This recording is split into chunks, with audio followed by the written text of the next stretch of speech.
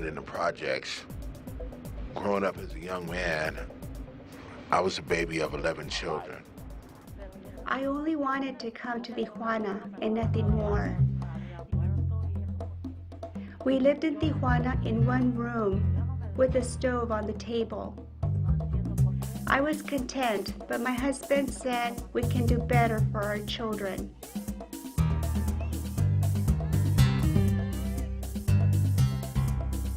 He was a very sweet, well-behaved child. His older brother and sister had problems, but not Henry. I didn't know he was in gangs. I thought that his clothes and pants were the style, not the clothes of the cholos. Although we had the big pants and we were bald, and you know, she always, I guess, wanted the best for their children, and she refused to believe that. You know, things started creeping up when we were coming home, you know, drunk or drugged out, and started going in jail. You could only go so far by denying it. I crossed the border 20 years ago at San Isidro, and our 3 sons aged 1, 3, and 6. We were very naive and came with no money, no food, no water. We only had one backpack with 2 Pampers. We could hear the helicopter. You know, different types of messages, especially if they want, you know, to kill, they'll put like 187. They'll cross them out, and they'll just pretty much let them know that they're rivals. So probably, you know, in the same location where I was picked up by the young ladies, in that same location, there had been a murder.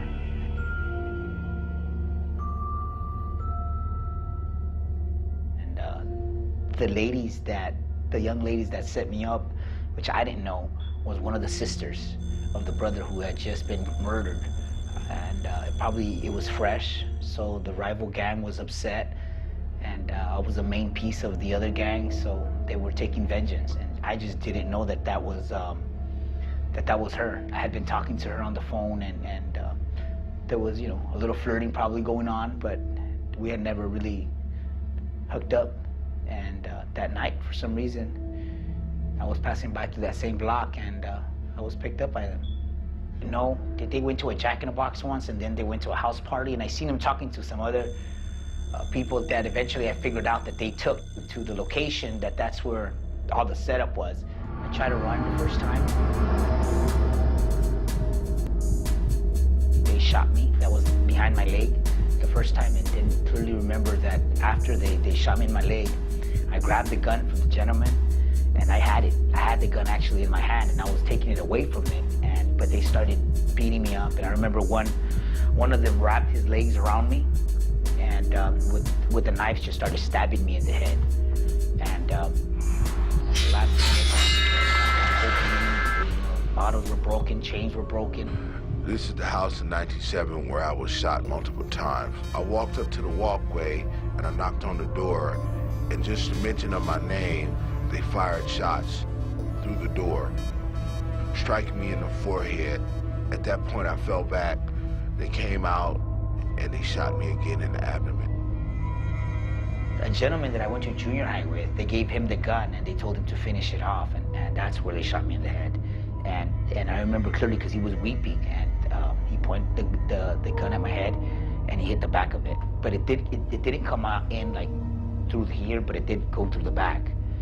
And that was the last that I remember of that. The period of time, seeing that I was still alive, they put a gun to my head, a .44 caliber with hollow points, and shot me point blank in the head. Life, and ended up going into jail. I had a terrible feeling and waited by the telephone for his call. He never called. The immigration called and said he was in jail. They said he should not have been driving and he should not be here.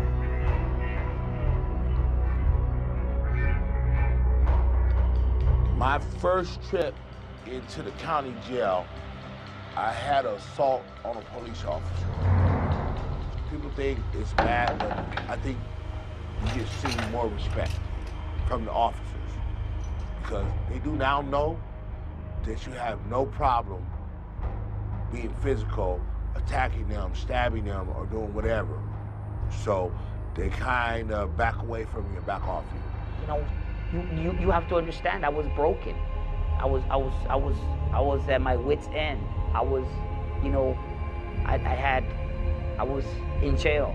I had came to a conclusion that I didn't have power over my weaknesses, which was drugs and alcohol and lust.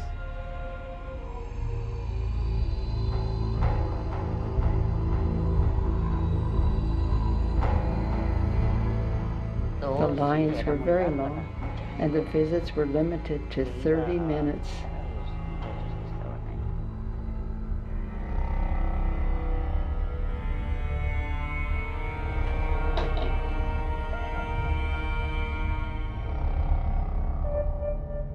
They deported him to Tijuana because we didn't bring any papers when we came here. They arrested him in Tijuana and they asked for papers. He didn't have any Mexican papers. They didn't know who he was. He didn't have a country. And I went up to him and I said, "What is this?" And he gave me a brown little book. And the brown little book, he handed to me and he said, "Here, go read this." And instantly I went and I started reading, and it was a New Testament Bible, and I started reading it, and when I started embracing the words that it had in it, I didn't quite understand, and I got a little frustrated because I went to Joseph and I said, "Listen, I'm an addict, and I'm a broken man, and this is talking about kings, priests, lambs, sheep, kingdoms." I go, I don't understand it. And he said, "Here, let's pray, so that God will reveal His mysteries I unto asked God to you." send us a guide who could take us by the hand and take us forward. I have always had faith in God, even today. I feel protected and led by Him. I have been in this country for 20 years and have always been with God. He told me to never stop going to church.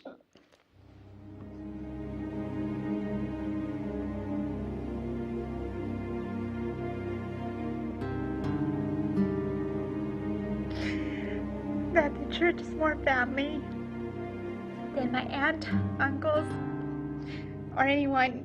The church has made me a memorial for my son by making a plaque. It has the name of my son. It is on the church garden, and I see it every Sunday. My mom, she was sitting in her living room with the lights off, and she told me, she said, "You know, you don't listen to me, but God told me to tell you that He spared your life, not to take a life, but to save a life." And it just made so much sense to me that I can't be here. Never met before, and look at him now. The Lord bless you, man. The Lord bless you. May the Lord miracles. Amen.